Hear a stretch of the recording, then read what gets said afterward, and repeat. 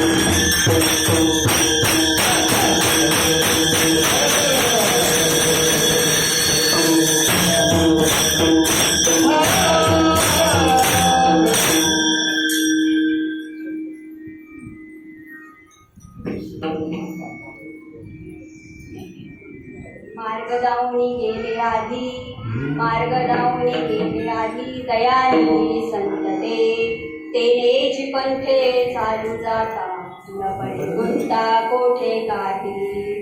मोडोनिया नाना मते, मोडोनिया नाना मते, देती सिद्धांत समरसू, तेनेची पंथे चालू जाता, न पडे गुंता कोठे काही.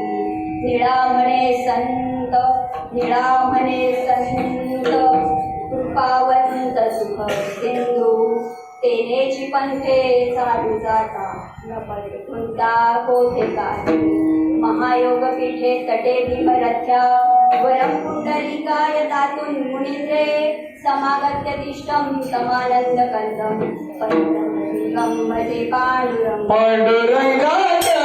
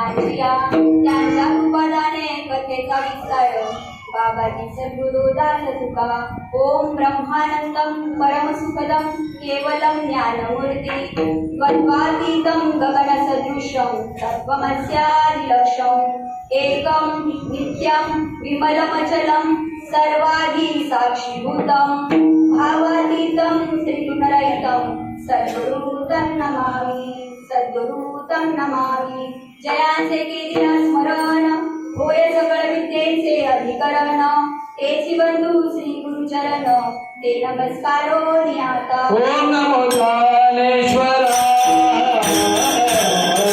ओम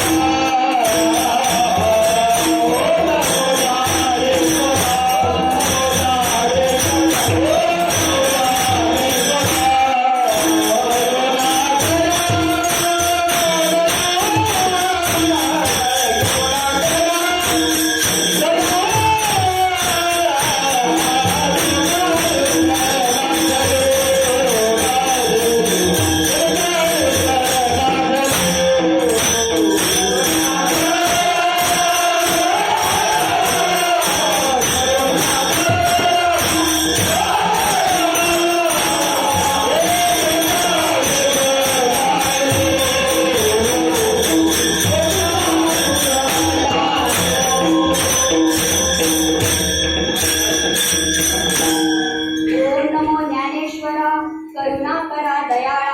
तुमचा अनुग्रह लाभलो पवन झालो चराचरी मी तो कळा कुसरी काहीच नेने बोलतो वचने अति भाविक त्याच कारण तुमचा अनुग्रह लाभलो पवन झालो चराचरी एका जनार्दनी तुमचा दास एका जनार्दनी तुमचा दास त्याची रास पुरवावी तुमचा अनुग्रह लाभलो पवन झालो चराचरी पवन झालो चराचरी बघा काय म्हटलं अभंगात आता कीर्तनाला सेवेला सुरुवात करण्यापूर्वी सगळेच जण हा अभंग घेतात ओम नमो ज्ञानेश्वरा करुणा करा दयाळा आणि तुमचा अनुग्रह लादलो लादलाय पण सगळ्यांना लादलाय का अनुग्रह याचा विचार कोण नाही करत फक्त आपले शब्द म्हणतायत ना मागचे म्हणून म्हणायचं पण कधी विचार केलाय का अनुग्रह म्हणजे काय असतो तो आपल्याला लाभलाय का पण आपण खरंच सगळे खूप भाग्यवान आहे या मंडपाखाली जे बसले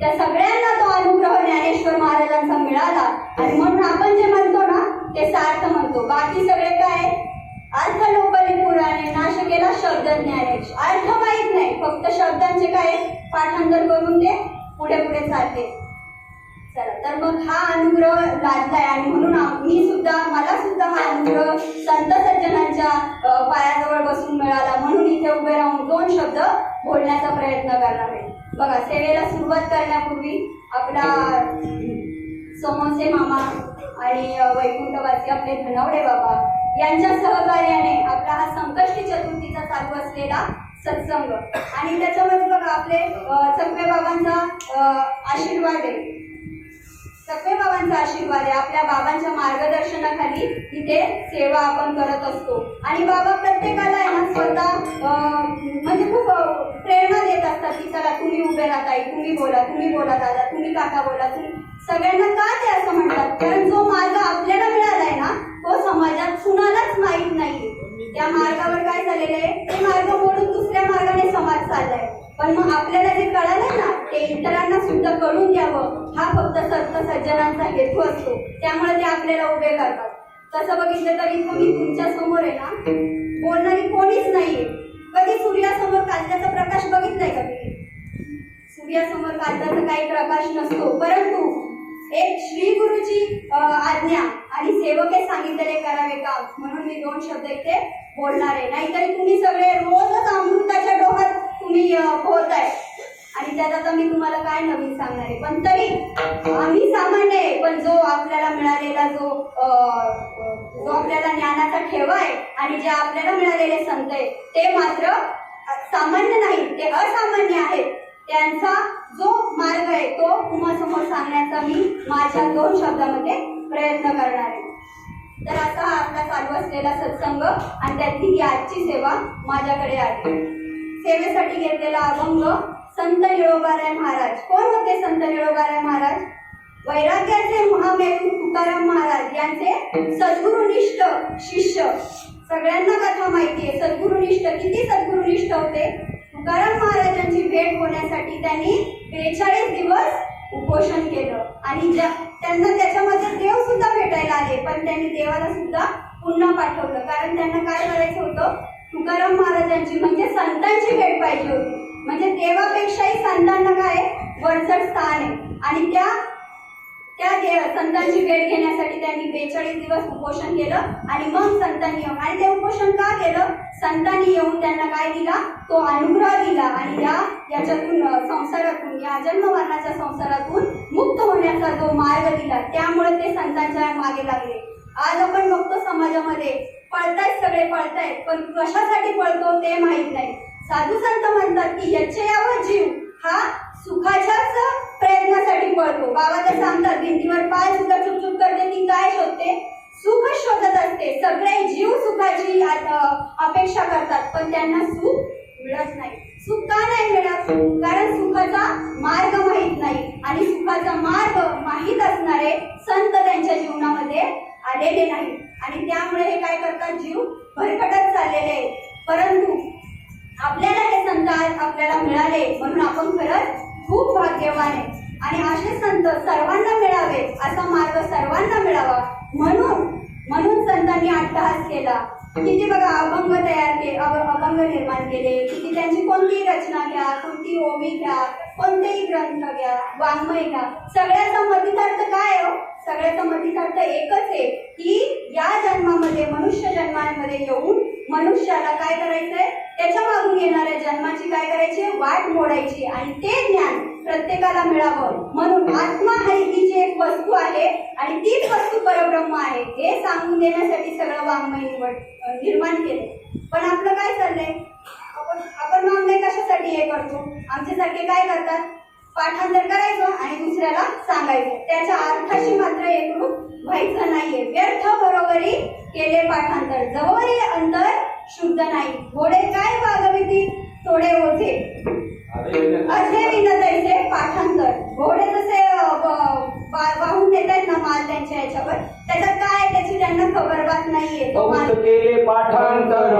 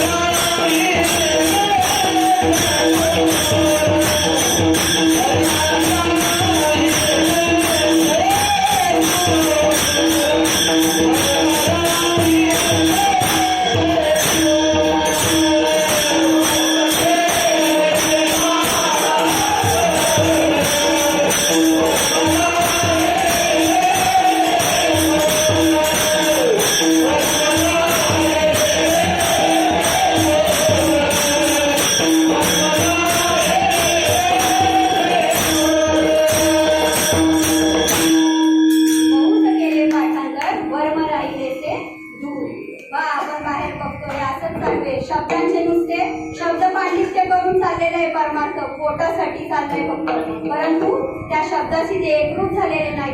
आणि संतांना काय खरं सांगायचंय हे त्यांना कळालेलं नाही, आणि त्यांनाच कळालं नाही तर हे जनता जनार्दनला काय सांगणार आहे?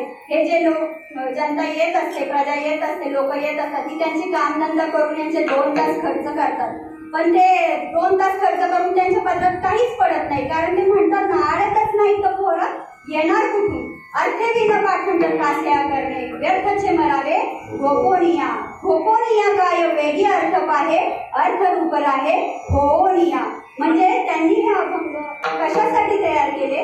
तर ते अभंग आपल्याला सोडवतात. म्हणजे आपण नाही अभंगाला सोडवायचं. कीर्तनकार कधीच अभंगाला सोडवू शकत नाहीत. अभंग म्हणजे हे संतांचे अनुभूतीतून आलेले म्हणजे अनुभूतीतून झालेलं स्फुरण म्हणजे अभंग आहे. त्यांना आपण सोडवू नाही शकत, पण अभंगांच्या द्वारे आपण सुटू शकतो. असे हे अभंग असतात आणि ते त्रिकालाबाधित सत्य असतात. ते कधीच भंग पावणारे नसतात. तर त्या अभंगांशी एकरूप होऊन आपल्याला आपला परमार्थ साधायचा असतो. बघा, आज जो अभंग घेतलाय त्यामध्ये ते सांगतात की मार्ग दावणी गेले आधी दयानिधी संत देण्याची बंधे चालू जाता मग न पडे गुंता कोठे काही. मार्ग दावणी गेले आधी संत आहेत ना, ते मार्ग दाखवायला आले. कशासाठी? कारण समाजामध्ये त्यांना माहित होतं काय होणार आहे. की बघा, ते म्हणतात, देव म्हणतात परित्राणाय साधूनाम विनाशाय च दुष्कृतम धर्म संस्थापनार्थाय संभवामी युगे युगे. जेव्हा धर्माची स्थापना नव्याने करायची असते आणि भक्तीची जेव्हा वाट मोडत असते आणि अधर्माकडे चाललेला असतो समाज, तेव्हा देवाला अवतार घ्यावा लागतो. आणि मग फक्त देवच अवतार घेतो का? देव संतांच्या रूपात येऊन सुद्धा अवतार घेत असतो. नाथबाबा म्हणतात धर्माची वाट मोडे अधर्माची शील चढे तै आम्हा येणेकडे संसाराप्रती. मग त्यांना ही धर्माची जेव्हा वाट मोडते तेव्हा त्यांना यावं लागतं. आणि जी खरी जी वाट आहे ती समाजाला दाखवण्यासाठी संत प्रयत्न करत असतात. कारण का हो? कारण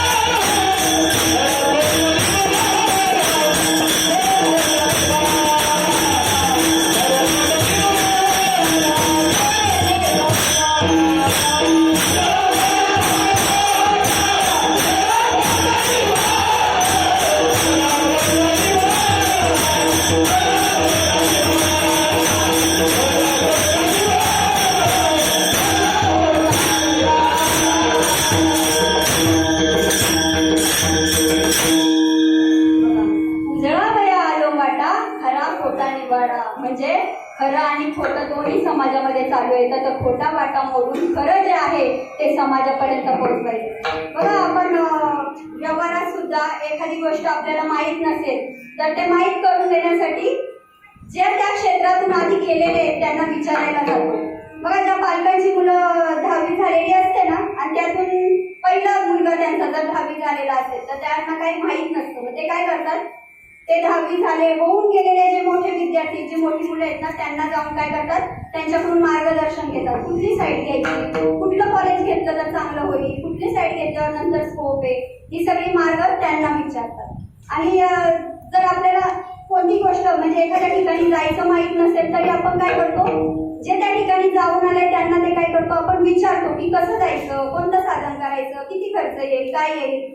बघा, आपल्याला पण आपण गेलो होतो कुठं, गिरनारला गेलो होतो. आपल्याला गावडे मावशी घेऊन गेलेल्या. तर आपल्याला त्या प्रवासामध्ये काही अडचण आली का? काहीच अडचण आली नाही आणि एकदम सुखरूपपणे आपला तो प्रवास पार पडला. कारण त्या आधी तिथे जाऊन आलेल्या होत्या. मग त्या काय बोलल्या, तुम्ही माझ्या बरोबर चला, मी सगळ्यांना व्यवस्थित नेते. मग आपलं जाण्याचा, राहण्याचा, खाण्याची सगळी व्यवस्था त्यांनी बघितली आणि आपल्याला कुठेच काही विचारायची, कुठला आपल्याला प्रतिबंध, अडचण काहीच आली नाही. आपला प्रवास एकदम सुखरूप पार पडला आणि एकदम कमीत कमी दरामध्ये पार पडला. तो त्यांच्यामुळे. म्हणजे असं आहे, व्यवहारात जर आपण एखाद्या गोष्टीची माहिती नसली ना तर कुणाला तरी विचारतो आणि आपला तो कार्यभाग हे करतो. पण आता काय झालं माहितीये का, हल्लीच्या जमान्यात कुठं जायचं असेल तर विचारत नाही. सगळ्यांकडे मोबाईल आहे, पटकन गुगल मॅप करतात, त्याच्यावर ते ठिकाण टाकतात आणि प्रवासाला लागतात.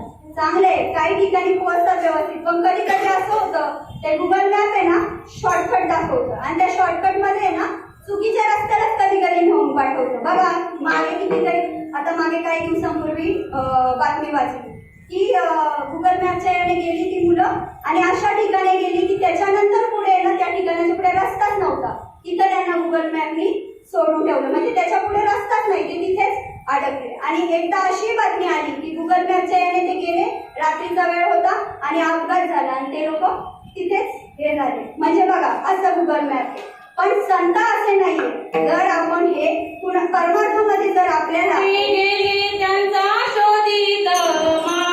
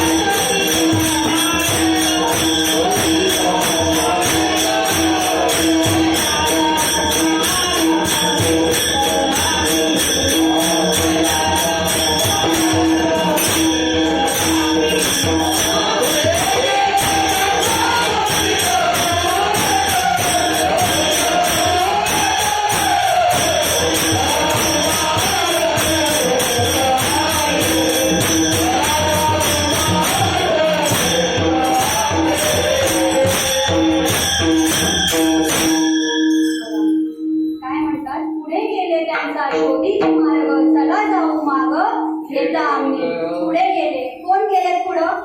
संत गेलेले असतात पुढं आणि त्यांचा मार्ग घेऊन आपणही त्यांच्या मार्गाने चालायचं असं संतांनी सांगून ठेवलं. मग अशी चाललं होतं की गुगल मॅपच्या आधारे गुगल मॅप आपल्याला अडकवू शकतो. पण जर परमार्थामध्ये आपल्याला असे संत भेटले तर त्या संतांचा जर आपण मार्ग धरला तर आपल्याला कुठल्याही प्रकारचा प्रतिबंध आणि अडचण येत नाही. आपल्याला ते असा मार्ग देतात. तर असे मार्ग कोणाकोणाला भेटले तर ते म्हटले की माऊली म्हटले की कृष्णांजन एक वेळा, कृष्णांजन एक वेळा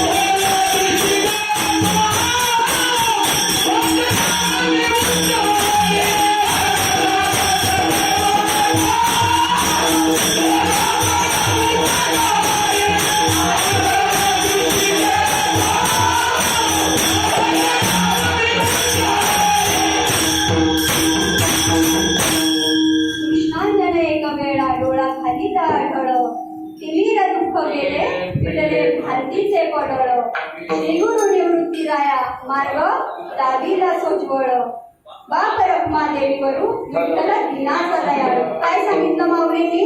मला कृष्णाच्या डोळ्यात घालून कसा मार्ग दाखवला? सोजवळ असा मार्ग दाखवला. तुकाराम नामदेव महाराज म्हणतात, बाबा अहंकार निशी घनदाट गुरु वचने कुठली पहाट तिने मार्ग दावीला चोखटला. माता भेटली बरवंत माता भक्ती भेटली बरवंत तिने मार्ग दाविला सोपट गाव. बघा म्हणजे तुकाराम महाराजांना सुद्धा नामदेव महाराजांना सुद्धा कसा मार्ग भेटला, चौकट असा मार्ग भेटला. आणि पुढे तुकाराम महाराज सांगतात बघा, शब्द हा बहुसार उपकाराची राशी मनोरे चालविला मागे येतील तयासी मागोनी आली वाट सिद्ध ओळीची तैसी तरी तरले तरती आणि काही तरले तरती आणि काही विश्वासी. म्हणजे त्यांना सुद्धा सिद्ध अशी वाट सापडली तुकाराम महाराजांना. आणि नाथबाबा एक ठिकाणी म्हणतात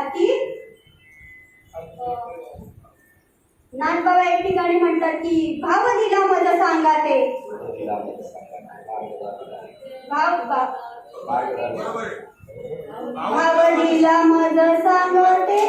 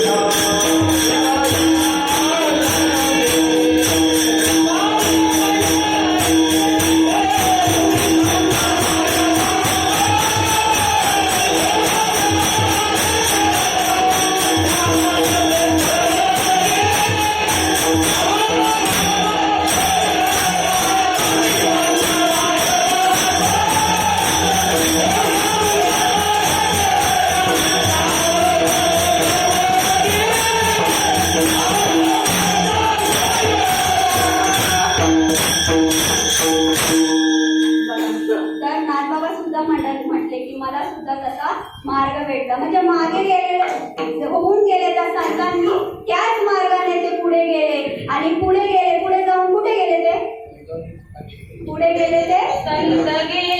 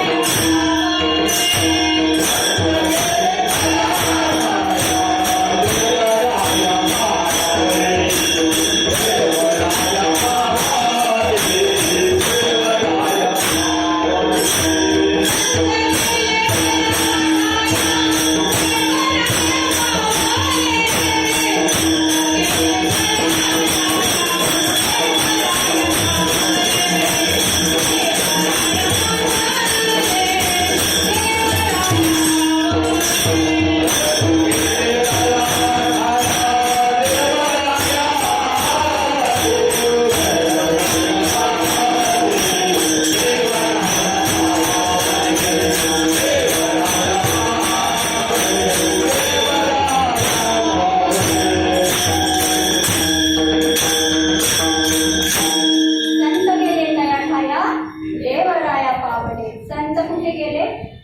वैकुंठला गेले. जे जिथून आले तिथे गेले आणि ते काय झाले, आनंदी झाले. मग ते त्यांना असं वाटलं की आपण आनंदी झालो तर या समाजाला सुद्धा काय केलं पाहिजे, आपण आनंदी केलं पाहिजे, सुखी केलं पाहिजे. आणि म्हणूनच साधू संतांचा अट्टहास असतो बरं का. आणि असे साधू संत आहेत ना खूप विरळे आहेत जगामध्ये. कीर्तनकार किंवा भेटतील, रामायणाचार्य भेटतील, भागवताचार्य भेटतील, शास्त्री भेटतील, पंडित भेटतील, वेदांताचार्य भेटतील, पण खरे संत आहेत ना ते भेटत नाहीत. बाबा म्हणतात खरे संत भेटायला ना आपल्या लकीरमध्ये असावं लागतं, तेव्हाच ते संत आपल्याला भेटतात. संत भेटणे एवढं म्हणतात ना, बहु अवघड आहे संत भेटी, परी जग जेठी करुणा केली. किती अवघड आहे.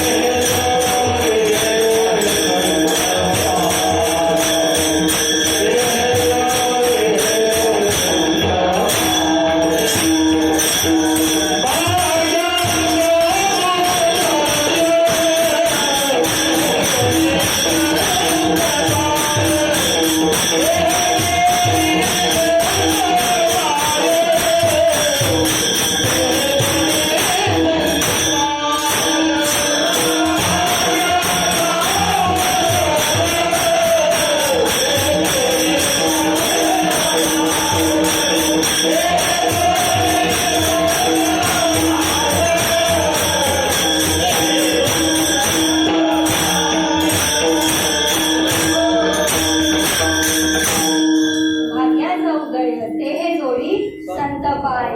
कोटी जन्माची पुण्य संपत्ती जेव्हा आपल्याकडे असते ना तेव्हा संतांची भेट होते. संत भेट ही अचानक आणि अशीच होत नाही, त्यासाठी आपली पूर्वजन्मीचं सुकृत असावं लागतं, तेव्हाच आपल्याला संतांची भेट होते. आणि ती संतांची भेट होणं ना खूप गरजेचं आहे.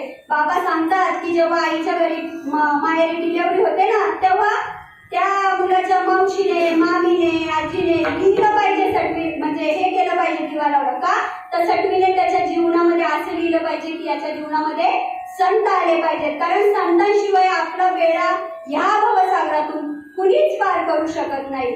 मगाशी आपला विषय चाललेला की धावाधाव चालू आहे बघा. 3 प्रकार जीवामध्ये 3 प्रकारचे आता सध्या लोक आहेत किंवा जीव आहेत बघा. एकाला मार्ग माहित नाही पण त्यांची धावाधाव चालू आहे.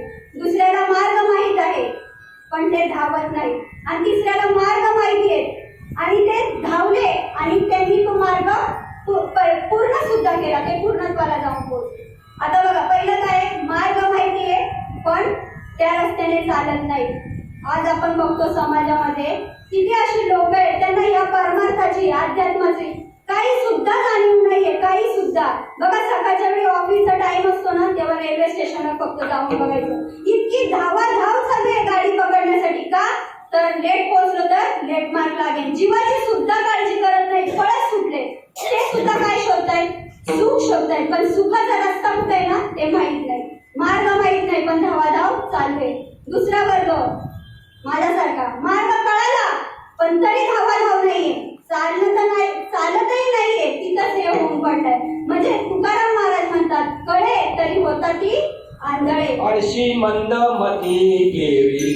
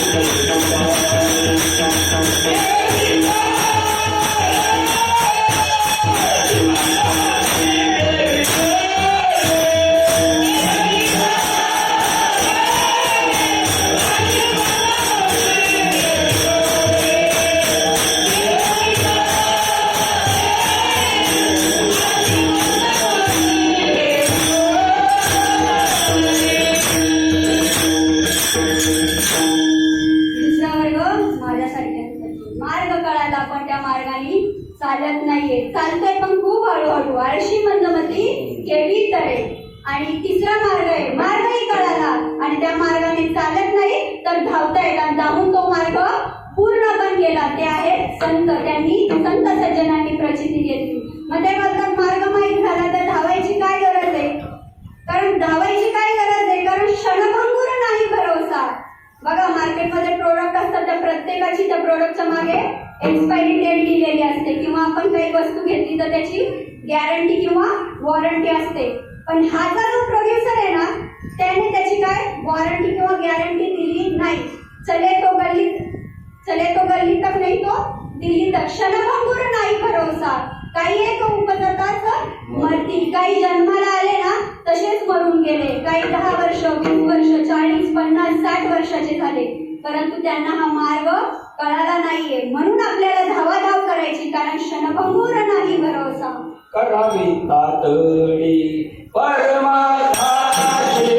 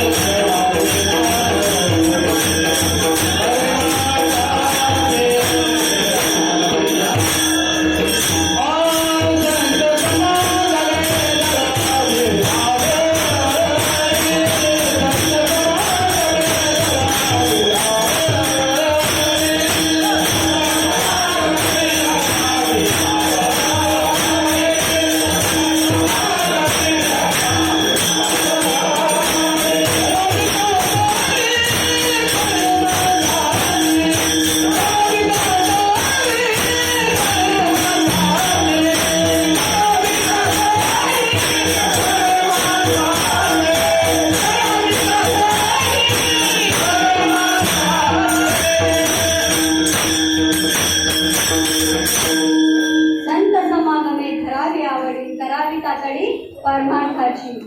ऐसी करी धावा धावी आणि चित्त लावी चरणावरी. आणि आपली धावाधाव कुठं चालू आहे हो?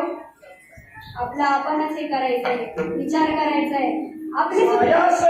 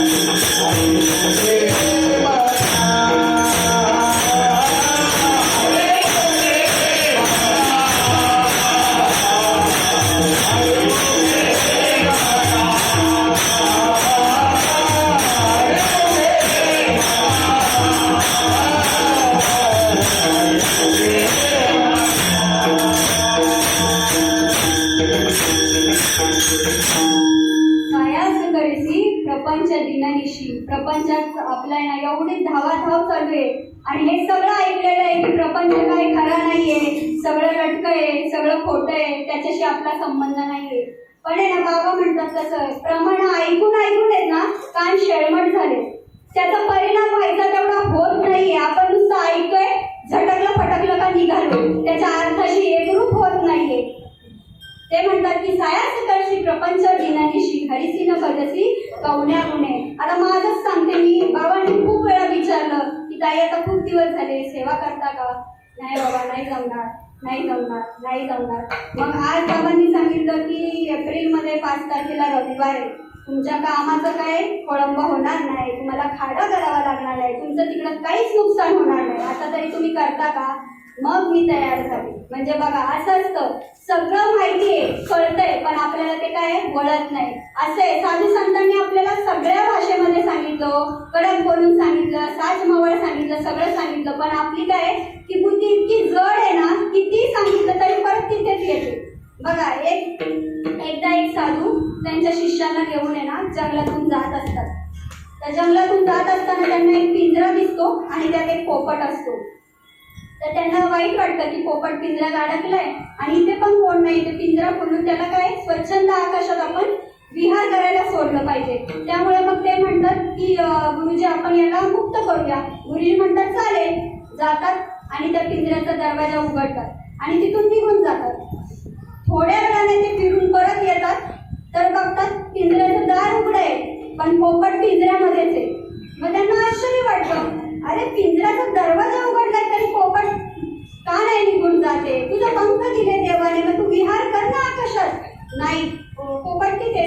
मग ते विद्यार्थी गुरुजींना विचारतात, गुरुजी का बरं हा जात नाहीये?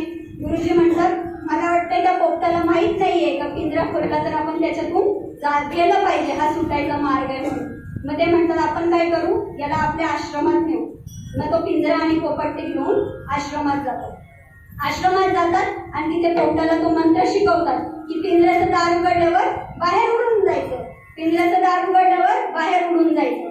पोपट ते ऐकतो 2, 3, 4 दिवस पूर्णपणे ते पाठ करतो आणि रोज त्याची घोकंपट्टी करतो की पिंजऱ्याचं दार उघडल्यावर उडून जायचं, पिंजऱ्याचं दार उघडल्यावर उडून जायचं. मग काय करतात, एक दिवशी ते गुरुजी आणि विद्यार्थी ते म्हणतात की आता पोपटाचं चांगलं लक्षात आलेलं आहे, आपण काय करूया, पिंजऱ्याचं दार उघडूया. मग गुरुजी जातात आणि पिंजऱ्याचं दार उघडतात. मग काय व्हायला पाहिजे होतं पिंजऱ्याचं दार उघडल्यावर? काय व्हायला पाहिजे होतं? दार उघडल्यावर पोपटाने उडून जायला पाहिजे होतं, पण पोपट उडून न जाता काय करतो? पिंजऱ्याचं दार उघडल्यावर उडून जायचं, पिंजऱ्याचं दार उघडल्यावर उडून जायचं, पिंजऱ्याचं दार उघडल्यावर उडून जायचं. पोपट आहे ना या मंत्राची गोपपट्टी करत बसतो, पण पिंजऱ्याचं दार उघडल्यावर बाहेर जात नाही. तसं आपलं चाललंय. मग ते गुरुजी विद्यार्थी गुरुजींना म्हणतात की हे असं काय बरं पोपटाचं? त्याला आपण एवढं शिकवलं की याच्यातून मुक्त होण्यासाठी तुला हा जन्म भेटलाय ना, हा पिंजरा उघडल्यावर तू उडून जायला पाहिजे. तेव्हा मग गुरुजी हसतात आणि म्हणतात हे पोपटाचं नाही, तुम्हा आम्हा सगळ्यांचं हेच चाललंय. हा नरदेह जो मिळालाय ना तो कशासाठी मिळालाय? नरदेह दुर्लभ दारा तुम्ही वाचलो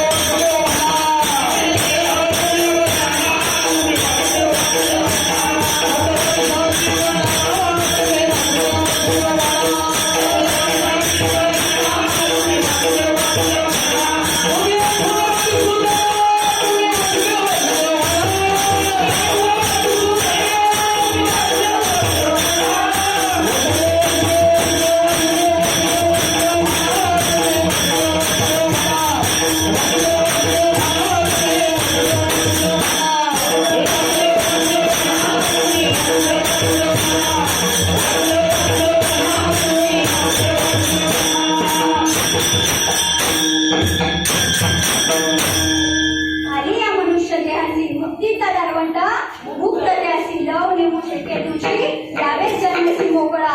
हा नरदेह तुम्हाला इथून सोडण्यासाठी दिलेला आहे देवानी, आणि तो त्याच्यासाठी न वापरता, जसं आपल्याला गोष्ट ऐकली तेव्हा पोपटाचं वाईट वाटलं ना, पिंजरा फोडला तरी पोपट बाहेर नाही गेला.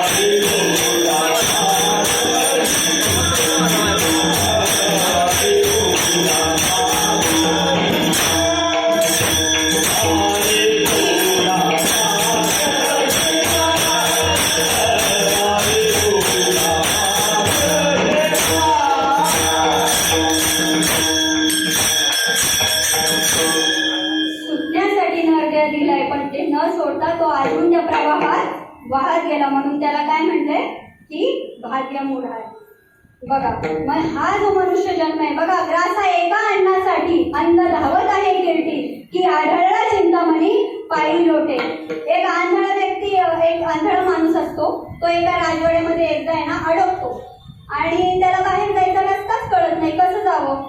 आंधळा माणूस कसा जातो? चाचपडत जात असतो की चला मला कुठेतरी दरवाजा भेटेल आणि मी बाहेर पडेल. मग असं चाचपडत जात असताना नेमका एकदा दरवाजा येतो आणि त्याच्या पायाला खाज येते.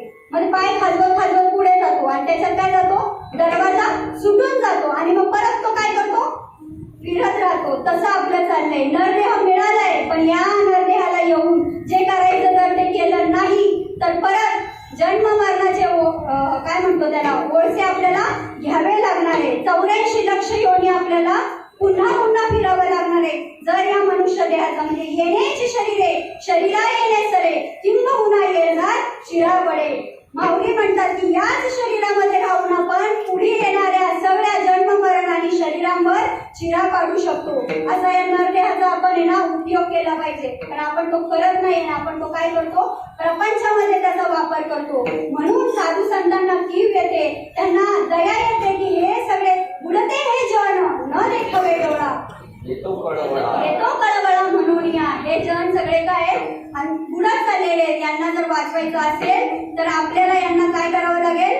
जी मार्ग जो याच्यातून सुटण्याचा जो मार्ग आहे, तो चोखट मार्ग आहे, तो या सगळ्यांना दाखवला पाहिजे. त्या अभंगाच्या पहिल्याच्या मार्ग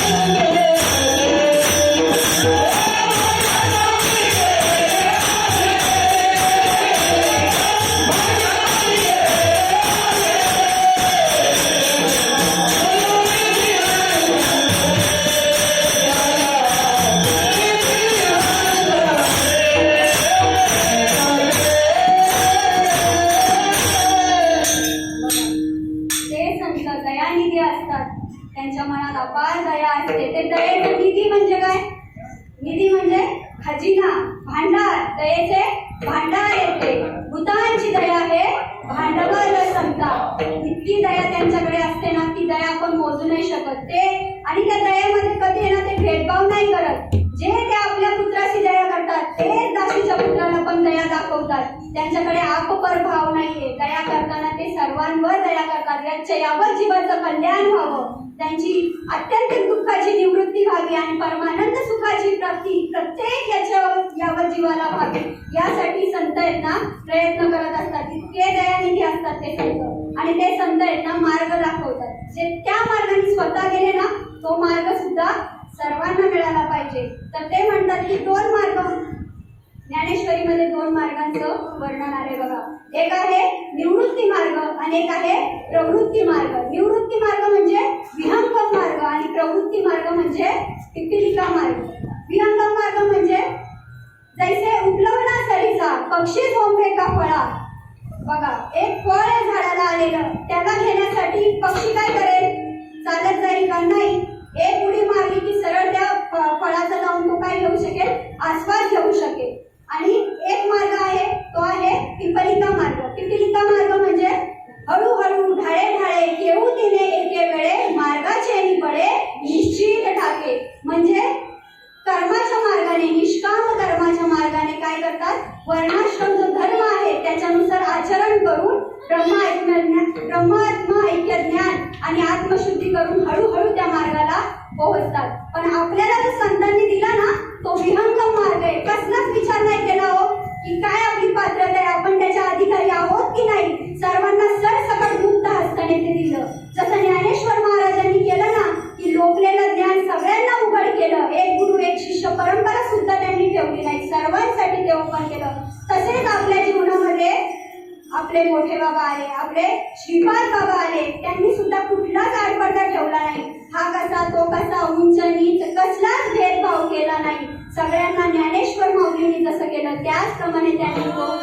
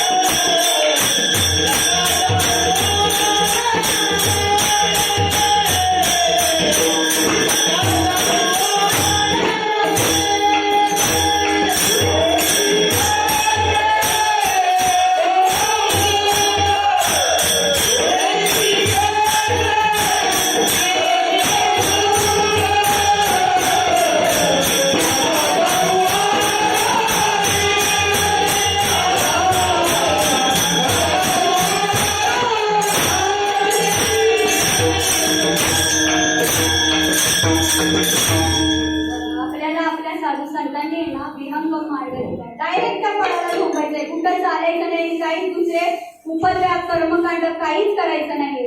बघा, पण हा मार्ग आहे ना लोपच चाललेला आहे. म्हणून संतांना आहे ना, संतांना राग येतो. आणि आपले साधू संत आहेत ना त्यामुळे आपले बघा अधिकारी आपण म्हणतो मोठे बाबा हे सगळे का चिडतात, कारण बाहेर आहेत ना हा जो महत्वाचा मार्ग आहे, जो माल आहे तो सोडून बाकी सर्व परमार्थ चालले. फक्त जे जीवाला सांगण्याचं गरजेचं आहे ना तेच वजा केले, बाकी सर्व चालले. आद्यगुरु शंकराचार्य म्हणतात की जे अध्यात्म ज्ञान आहे ना ते खोल असा खड्डा घेऊन त्याच्यामध्ये पुरून टाकले आणि त्याच्यावर माती टाकून त्याच्यावर कर्मकांडाचे काय केले, झेंडे उभे केले. बाकी सगळं करायला सांगतात तो समाजाला, परंतु जे ज्ञान आहे ना त्या ज्ञानाने मोक्ष मिळतो त्या ज्ञानाची त्यांना खबर नाही. ते ज्ञान ते लोकांना सांगत नाही. परंतु आपल्याला असे संत मिळाले, त्यांनी ते ज्ञान आपल्याला दिलं. ते सद्गुरू असे मिळाले, त्यांनी आपल्याला या संसारातून सोडवलं आणि ते ज्ञान आपल्याला दिलं. ते ज्ञान म्हणजे तो विहंगम मार्ग आहे आणि त्यांनी दिलेल्या मार्गाने जर आपण मार्गक्रमण केलं ना तर आपल्याला कुठल्याच प्रकारचा प्रतिबंध, कुठल्याच प्रकारची अडचण आणि कुठल्याच प्रकारचा अडथळा येणार नाही. अभंगाच्या दुसऱ्या चरणात सांगतात. तेरे जी पंथे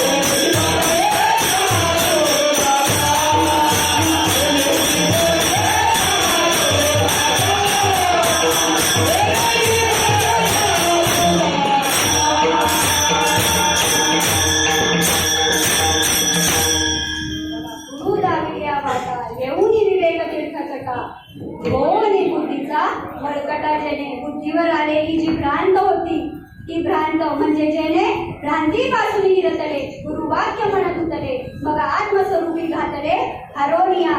बुद्धीवर आलेली जी भ्रांती होती की मी देह आहे आणि मी देव वेगळा आहे आणि त्याची मी भक्ती करतो, ही भ्रांत काय करतात सद्गुरू काढून टाकतात आणि आपल्याला आपल्या आत्मस्वरूपाच्या ठिकाणी जागे करतात. असे संत आज सुद्धा आहेत आणि त्यांचा आपण आहे ना शोध घेतला पाहिजे. आणि ते संत आहेत ना त्यांचा हे फक्त विठ्ठल, ते काही दुसरं आपल्याला सांगणार नाही. कोणतेच दुसरी मतमतांतर आहेत ना ते आपल्याला सांगणार नाही. त्यांचा फक्त एकच मार्ग आहे, तो म्हणजे ज्ञान मार्ग आणि तो ज्ञान मार्ग प्रत्येकाला मिळावा म्हणून त्यांची काय चालू असते, त्यांचा प्रयत्न चालू असतात.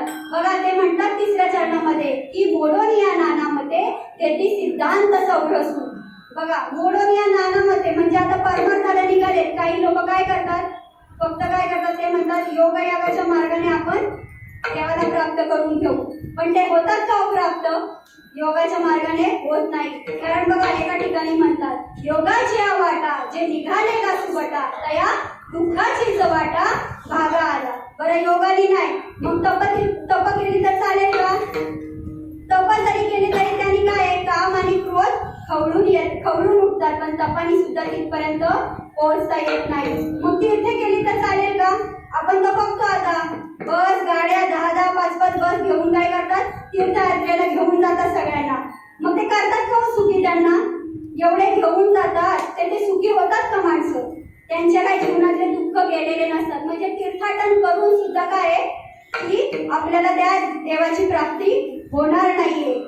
एका ठिकाणी मग ते म्हणतात की न लगे तीर्थाचे भ्रमण, न लगे दंडन मुंडन, न लगे पंचाननी साधन, तुम्ही आठवा मधुसूदन. बघा ते म्हणतात हे तीर्थ तप योग या हे काही करण्याची गरज नाहीये, तुम्ही फक्त मधुसूदनाला आठवा म्हणजे तुम्ही त्या देवाचं नामस्मरण करा, त्याच्यामध्ये सर्व काही आलं. तर ते काय म्हणतात बघा नाना साधनांच्या केल्या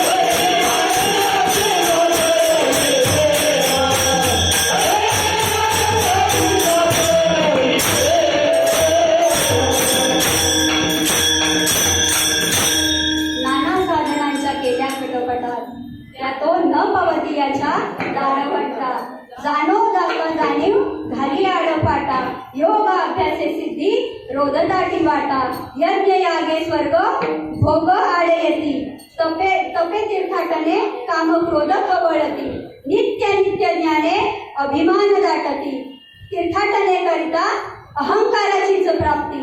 बघा याच्यात सगळं सांगितलंय. जे जे दुसरे मार्ग केलेत ना ते देवापर्यंत नाही पोहोचले, त्याच्या मध्येच कुठेतरी ते अडकले. ऐसे केले नाना मार्ग पण त्याच्यानी काय झाली, त्यांची तृप्ती झाली नाही म्हणून ते काय केले, सोडून दिले. मग कोणत्या मार्गाने फक्त प्राप्ती होऊ शकते, तर तो एक ज्ञान मार्ग आहे. त्याच्यानेच फक्त जीवाला सुखाची प्राप्ती होऊ शकते, इतर कोणत्याच मार्गाने होऊ शकत नाही.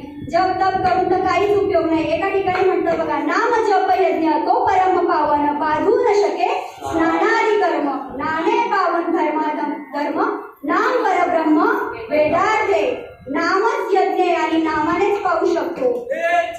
परमार्थ साधन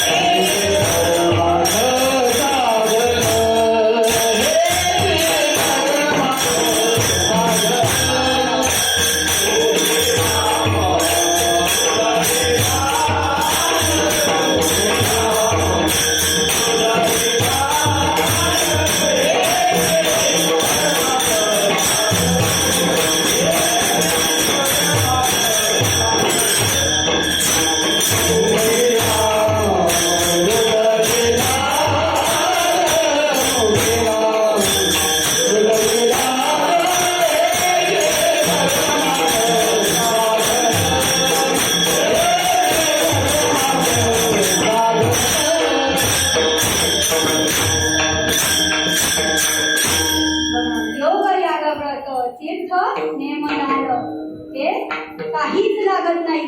फक्त काय, एक नाम पाहिजे. ते म्हणतात की तीर्थाला जाऊन बघा, मोक्ष देऊनी कीर काशी होय उदार परंतु तेथे वेचावे लागे शरीर तिये गावे. म्हणजे त्या तीर्थाला गेलं तर शरीराला सुद्धा काय, शरीराला अपाय होऊ शकतो. म्हणून तीर्थ करायची गरज नाहीये. तीर्थाचे पै तीर्थ नाम हे समर्थ. तीर्थाचं सुद्धा तीर्थ काय आहे, नाम आहे. कोणतेही इतर मार्ग जितके काही मतमतांतर आहेत ना ती सगळी मोडून काढली संतांनी आणि संत एकांत बैसले सर्व सिद्धांत शोधले आणि सार ते निवडून काढले. ज्ञानदृष्टीने अवलोकिले आणि सार ते शोधून काढले. ते हे श्रीहरीचे नाम. आणि ते नाम म्हणजे काय माहिती का, तो सिद्धांत आहे. कारण मत आहेत ना ही अनेक असू शकतात आणि त्या मतांचं आहे ना खंडन करता येतं, पण सिद्धांत हा एकच असतो आणि तो अबाधित असतो. त्याचं कोणीही खंडन करू शकत नाही. आणि यांनी सांगितलं की सौरसू म्हणजे कसा, तर तो वेदविदित असला पाहिजे, अखंड असला पाहिजे आणि परंपरागत आपल्याला मिळाला पाहिजे, ज्याला म्हणतात सौरसू.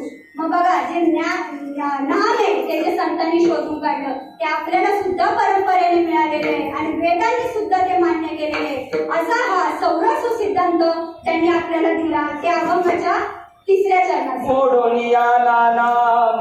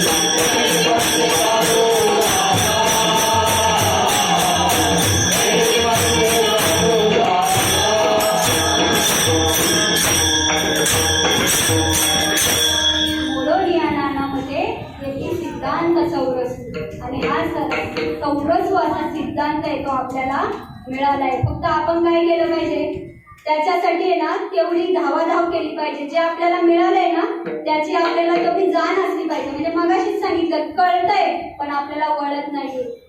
अपरोक्ष ज्ञान झालंय पण ते आपल्याला काय करायचंय, दृढ अपरोक्ष करायचंय. आणि त्यासाठी संतांची संगत कधीच सोडायची नाही. मोठे बाबा सांगायचे की ज्याला डांग्या भोगळा व्हायचंय ना त्यांनी वेलीला नाही सोडायचं. मग तसंच आहे आपल्याला जर या सत्संगातून कारण हे कसं माहिती का, बहुरंगी माया बहुविकली. थोडं जरी सत्संगातून बाजूला गेलं ना तरी ती माया आपल्याकडे खेचते आणि हे सगळं काय आपण विसरून जातो. कारण काय, अनंत जन्म आणि अनंत जन्माचे अनंत संस्कार आपल्यावर असतात ना, तर ते आपल्याला तिकडे खेचत असतात. म्हणून आपल्याला काय सत्संग हा सतत केला पाहिजे. आणि नरदेहाला जे आपल्याला भगवंतांनी पाठवलंय ना त्याची आपण नीती कर्तव्यता काय आहे, नीती कर्तव्यता हीच आहे की या शरीराने आलोय ना याच्या मागच्या शरीराला मोडून टाकायचं. म्हणजे याच्या पुढे येणारे सगळे जन्म आहेत ना याच्यावर आपल्याला चिरा पाडायची. आणि त्यासाठी हा नरदेह मिळालाय. बघा आता मी जे काही बोलले ते आपल्या सद्गुरूंचं संतांचं होतं. माझं इथे काहीच नव्हतं. आपल्याला सर्व काही मिळालंय, सगळं काही कळालंय. फक्त आपण त्याच्याशी काय तेवढं सन्मुख नाही, तेवढं सन्मुख आपल्याला होता आलं पाहिजे. मग ते म्हणतात की असे जे संत आहेत ना ते दयावान आहेत आणि ते आहेत ना कृपावंत आहेत आणि सुखसिंधू आहेत.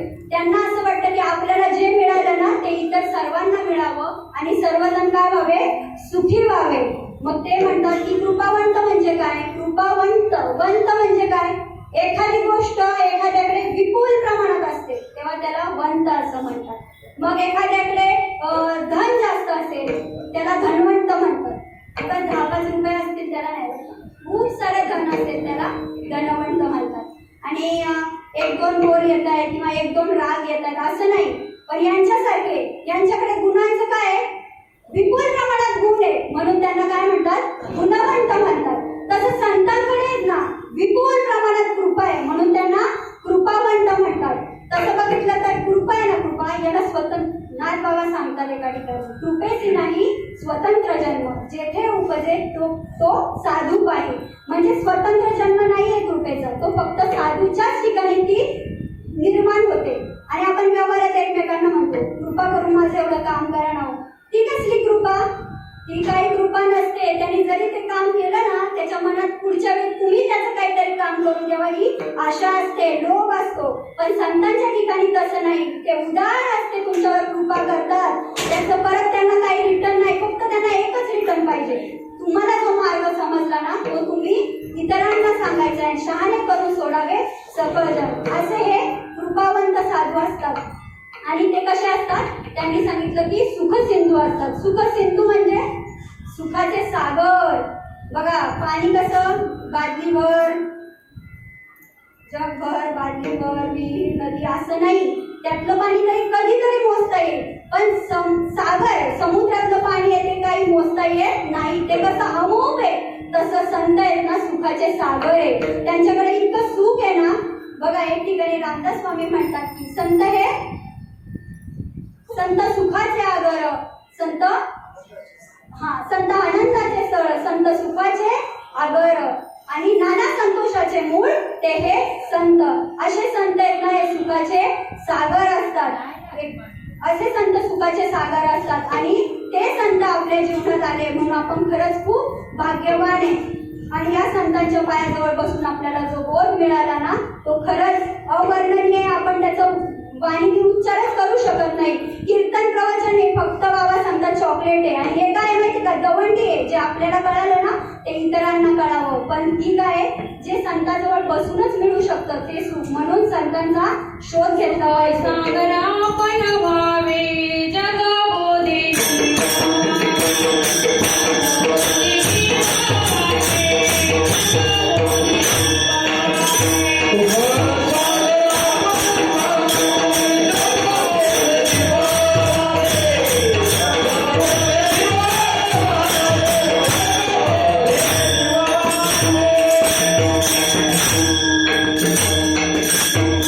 सुखसागर आपण व्हावे आणि जगबोधे म्हणजे असे हे संत आहेत. आणि या संतांच्या पायाजवळ बसून आपल्याला जो मार्ग मिळाला त्या मार्गावर आपण आहे ना मार्गावर म्हणजे काहीच दुसरं हे न करता त्या तेनेची पंथी चालू जाता, मग न पडे गुंता कोठे काय, आणि त्या मार्गापासून थोडा जरी बाजूला झाला ना मग सगळंच गुंता आहे. आणि तो आपण बघत आलो, जेव्हा आपण नामापासून किंवा संतांच्या याच्या वचनापासून दूर जातो ना तेव्हा लगेच डोक्यामध्ये दुसरे काही काही विचार येतात. आणि जीवन जगत असताना बघा की प्रसंग येत राहतात. समुद्रावर लाटा येण्याचं कधी बंद होणार आहे का? नाही. मग तसंच आहे, जीवनामध्ये सुखदुःखाच्या लाटा येत असतात, परंतु त्या सुखदुःखाच्या लाटा आपल्याला कधी सुख आणि दुःख देतात जेव्हा आपण जीवभावावर असतो. पण आपण ते नाही आहे ना, आपण ते नाही हे संतांनी आपल्याला सांगितलंय. आणि जेव्हा आपण त्या भावावर त्या बोधावर ठाम राहतो ना तेव्हा आपल्याला कोणते सुखदुःखाचे चटके बसत नाही. तर निळोबा महाराज 4थ्या चरणामध्ये सांगतात,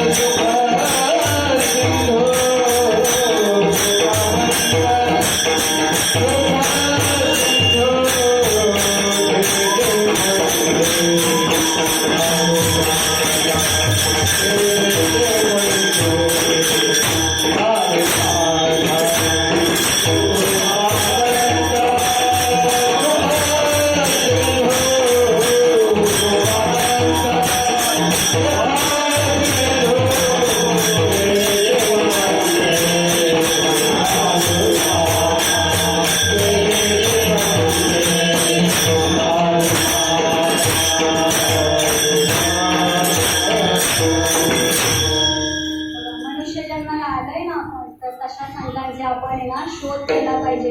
ते संत आहेत ना आज पण आहेत, कारण संत बीज पलटे नाही जुग गया अनंत, हरेक युग में अवतार धरे फिर संत के संत. ते म्हणतात एक आपलं रंगनाथ महाराज ना ते म्हणतात की आपला एक वंश आहेत ना ते मोडून देत नाही. पहिलीला नाही झालं तर दुसरी, दुसरीला नाही झालं तर तिसरी, आणि तिसरीला नाही झालं तर चौथी नाही. भावाचा मुलगा घेतात दत्तक पण आपला वंश खंड होऊन देत नाही. तसेच संत असतात ते सुद्धा आपला आहे ना वंश ना खंड नाही होऊन देत, ते पुन्हा पुन्हा अवतार घेतात. आज सुद्धा खरं ज्ञान देणारे संत आहेत, पण ते संत शोधायचे ना दृष्टी असली पाहिजे आणि तेवढं आपल्या लकीरमध्ये पण असलं पाहिजे.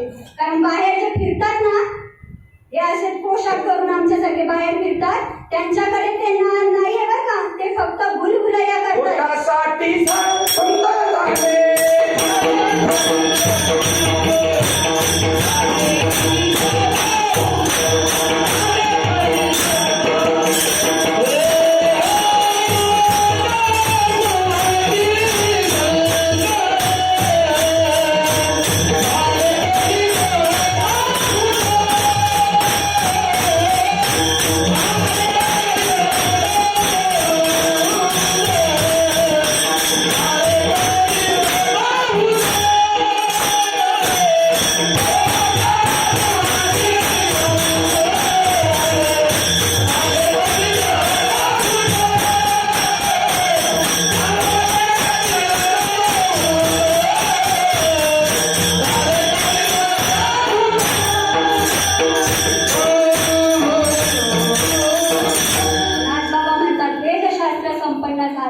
त्यावरी पोट भरू लागला, उदमी थोर झाला परंतु थिता मुगला मुदलासी. आणि माऊली सांगतात, अर्जुना वेद वेदू जरी झाला तरी माते नेला वाया गेला, कणू सांडून नेऊ पडला कोंडा द्यायचा. म्हणजे काय केलं त्यांनी, मला न ओळखता सगळं काही जे केलं ना ते त्यांनी काय केलेलं आहे, अज्ञानच वाढवलेलं आहे. आणि ते अज्ञान आहे ना 13व्या अध्यायात सांगतात, तो अज्ञानी पुरुष आहे ना खूप हुशारी दाखवतो शब्दाच्या याच्यावर, आणि जरी त्यांनी तरी त्याचे जे बोल आहेत ना ते अज्ञानाच्या बागा फुलल्यात. त्या अज्ञानाच्या बागावर अज्ञानाची झाडं, अज्ञानाच्या वेली आणि त्या वेलींवर अज्ञानाची फुलं आणि अज्ञानाचीच फळं आहेत. त्या आणि या बाबा सांगतात. आणि आपण असे बोध नसलेले आहेत ना, खाट्या गाया आपण समाज सांभाळतोय. समाजाला सुद्धा तेवढी हे नाहीये, मती त्यांची ना एवढी हे नाहीये की आपण कोणाला बोलवतोय आणि समोरचा आपल्याला काय सांगतोय. त्याला ना प्रश्न विचारायचे बाबा आल्यावर, तुझ्या आता 2 तास ही बडबड केली ना, ज्ञान आहे, संत आहे, हे आहे, तर ते कुठे आहे त्याचा अनुभव मला सुद्धा आणून दे. पण आपल्याला काय करायचंय, आपला टाइम झाला, झटकलं फटकलं की निघालं. बाबांचे दर्शन घ्यायला सुद्धा वेळ नसतो. कारण कधी कधी काय असतं, कीर्तनानंतर जेवण असतात. जेवणाच्या लाईन मध्ये आपल्याला जागा भेटली पाहिजे. जीवनाचं काही पण होऊ दे, जेवण महत्वाचं आहे. म्हणून आपण त्या साधूकडे जात नाही. परंतु संत म्हणतात की असे संत आजही उपलब्ध आहेत, त्यांचा शोध करा. आणि आम्हाला ते संत भेटले. आज बघा, कोणी इथे जर असं असेल की ज्यांनी पवित्र तुळशीची माळ गळ्यात घातली नसेल तर ती आत्ताच घालून घ्या. कारण माळ घातल्याशिवाय मरायचं नसतं आणि माळ घातल्याशिवाय जगायचं तर अजिबात नसतं. कारण ते म्हणतात की ये तर पृथ्वीवर पाषाण काही थोडे नाहीये, तर तुमची अजून भर पडली. कारण पशु पक्षी तर जगतातच येतो. मग आपल्याला त्याच्यासाठी दिलंय का देवानी मनुष्य जन्म? तो दिलाय तर तो काय करायचंय, सार्थक करायचंय. पवित्र अशी तुळशीची माळ गळ्यात घालायची. आणि फक्त माळ घालून उपयोग नाही बरं का, फक्त माळ आहे ना, बैलांच्या पण गळ्यात घुंगरमाळा आहे. तसंच होईल नुसतं माळी घातल्या आणि आपल्याला जर बोध नाही मिळाला तर. आता हे माझं बोलणं कदाचित उद्धटपणाचं वाटत असेल किंवा मूर्तीला आणि कीर्ती असंही वाटत असेल, परंतु त्याच्या मागे तो उद्देश नाही. त्याच्या मागे उद्देश हा आहे की आम्हाला जो संतांनी निरोप सांगितला ना, तो तुम्हा सर्वांपर्यंत पोहोचवायचा आहे. कारण तुकाराम महाराज म्हणतात, तुका म्हणे आम्हा धाडीले निरोपा, मार्ग आहे सोपा सुखरूप. असा सुखरूप मार्ग संतांच्या घरी आहे आणि त्याचा आपण ना शोध केला पाहिजे आणि त्या मार्गाने गेलं पाहिजे. त्या संतांकडून आपल्याला तत्वमसी वाक्याचा महाउपदेश होतो आणि तो अनुग्रह झाला, ती कृपा झाली तरच आपल्या या जीवनातून आहे ना मोक्ष आपल्याला मिळू शकतात. मग आपण त्याच्यातून सुटू शकतो. नाहीतर पुनरुपी जननम पुनरुपी मरणम आहेच आहे. बरं, ते जन्म परत परत माणसाचे भेटले तर ठीक, पण तसं नाहीये ना. कुत्री, मांजरं, किडे, बोकडे काय काय व्हावं लागणार आहे आपल्याला. त्याच्यातून जर सुटायचं असेल तर आपल्याला संतांशिवाय पर्याय नाही. आणि संतांकडून तो ज्ञानाचा सौरसू असा जो मार्ग आहे, सिद्धांत आहे, तो आपल्याला घेणं गरजेचं आहे.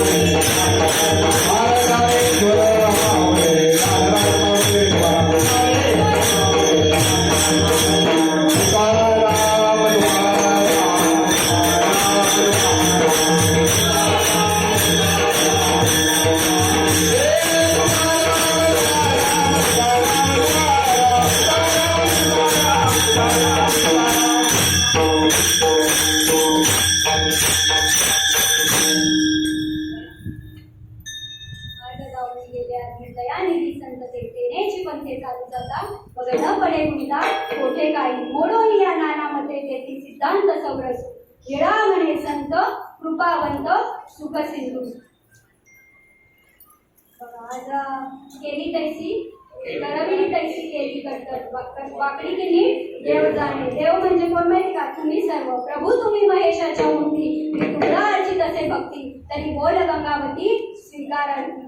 बघा आज आपला सत्संग हा चालू आहे, ज्याच्यामध्ये आपले सगळे बाबांचा शुभाशीर्वाद आहे. आपले नाना असतील, रसाळ बाबा असतील, आपले हंडे बाबा आहेत, केलकर बाबा, तुम्ही सगळे माऊली आहात. आपल्याला सुंदर अशी साथ दिली. आता तुम्हाला आधीच कळालं, मी आधीच सांगितलेलं, मी कळा दुसरी काहीच नाही आणि तुम्हाला पण ते लक्षात आलं असेल. हे सगळं आपल्याला काही जमत नाही, तरी पण कीर्तनाला कोणी असो साथ देणारे आपले भगवान बाबा आहेत. त्याच्यामुळे आपल्याला काय कुठे अडचण येत नाही. असे आपले बाबा असतील आणि ज्यांचं नाव घेतलं नाही तर ते पण तुम्ही सगळे महेशाच्या मूर्ती, ज्यांचं नाव घेतलं नाही ते पण. आणि हे सर्व पुढे असणारे माझे गुरुबंधू आणि गुरुपिता माझे गुरुवर्य आहेत. आणि इथे माझे सगळ्या गुरु भगिनी गुरुमाता उभ्या आहेत, त्यांनी साथ केली म्हणून मी 2 तास इथे काही तुमच्या समोर जे आहे ते माझं अल्प शब्दामध्ये मनोगत मांडण्याचा हे केला. त्याच्यामध्ये बघा कंसे बाबा असतील, त्यांचे सुद्धा शुभ आशीर्वाद आपल्याला असतो नेहमी. आणि अनेक जण तुम्ही सर्व आहात. तुम्ही उलट सगळे ना म्हणजे खूप भाग्यवान आहे की सतत संतांच्या संगतीत आहे. आता तुम्हाला कळालं असेल, थोडं संतांच्या संगतीतून बाजूला गेलं ना की काय फरक पडतो, सगळ्या याच्यामध्ये फरक पडतो. आणि तेव्हा जाणवतं की सत्संग किती महत्वाचा आहे ना, हे त्याच्यापासून दूर गेलं.